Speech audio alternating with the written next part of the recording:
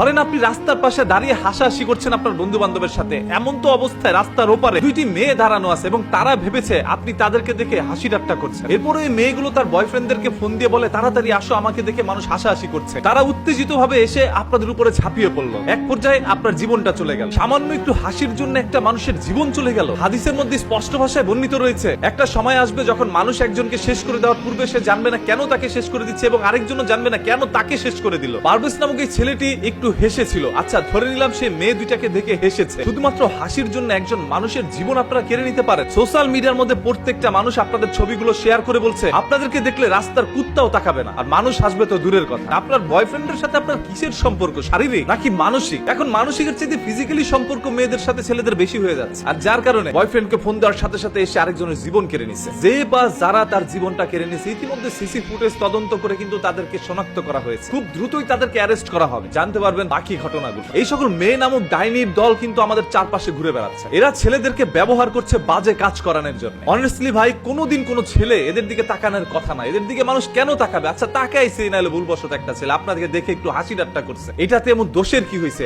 আপনি যে গাড়ির পিছে বসে বয়ফ্রেন্ডের সাথে মনে করেন কাম সেরে দিয়েছেন, সিপাসাপিতে গিয়ে যৌবন জ্বালা মিটায় ফেলছেন। আচ্ছা এই যে আপনাকে নিয়ে এই ধরনের কথাগুলো বলছি, আপনি হয়তো বা ভিডিওটা দেখবেন, আপনার কি লজ্জা লাগে নাই? এখন তো আবার আপনার বয়ফ্রেন্ডকে পাঠাবেন আমাকে দুনিয়া থেকে শেষ করে দেওয়ার জন্য। পারভেজ যদি হেসে জীবন দিতে পারে, আমরা সত্য প্রকাশ করে তারপর জীবন দিব। তবে মনে রাখবেন এই পৃথিবীতে পারভেজ একা নয়, আমরা সবাই একত্রে রয়েছি। সোশ্যাল মিডিয়া এটা নিয়ে যেভাবে পোস্ট করে প্রতিবাদ করা হচ্ছে, সেইভাবে অফলাইনে এটা নিয়ে প্রতিবাদ করা হবে। সেই সকল মানুষ বেশি হাইনার দলগুলোকে আর রেহাই দেওয়া যাবে না, এরা মানুষ হইতে পারে না। বিশ্ববিদ্যালয়ের মধ্যে পড়াশোনা করে বয়ফ্রেন্ড জ্বালায় গেছে ভাই। এই যে এদেরকে যারা বিয়ে করতে চাচ্ছেন, জামাইর আর কোনো কাজ নাই, সব কাজ ওই বয়ফ্রেন্ড করে দিচ্ছে। বাংলা ভাষা বুঝতে পারছেন? বয়ফ্রেন্ডকে ধরে রিমান্ডে নেন, কতবার কোন জায়গায় কিভাবে করছে সবকিছু বেরিয়ে আসবে। যদি বয়ফ্রেন্ডের সাথে ওই সকল আদান প্রদান সম্পর্ক নাই থাকতো, শুধুমাত্র একজন বান্ধবীর জন্য এসে একটা ছেলের জীবন নিয়ে নিত না। জীবন নেওয়া কতটা সস্তা হয়ে গেছে তাদের কাছে। অপরাধী যেই হোক না কেন, আমরা তার সাজা প্রকাশ্যে কঠিন থেকে কঠিন ভাবে চাই, যাতে করে বাংলার মাটিতে এরকম কোন পারভেজের জীবন না যায়। আপনাদের প্রত্যেকের কাছে একটা বিনীত রিকোয়েস্ট ভাই, ভিডিওটা শেয়ার করে দেন। আপনার না বলতে পারা কথাগুলো আমি আমার কণ্ঠস্বরের মাধ্যমে সবার কাছে পৌঁছে দিলাম। অনেকে তো মনে মনে প্রতিবাদ করেন যে আমি যদি এখন প্রতিবাদ করতে যাই পারভেজের মতো করে, যদি তারা এসে আমার উপর ঝাঁপিয়ে পড়ে আমার জীবনটাও নিয়ে নেয়, আমি আমার জীবন নিয়ে পরোয়া করি। শুরু থেকে এই পর্যন্ত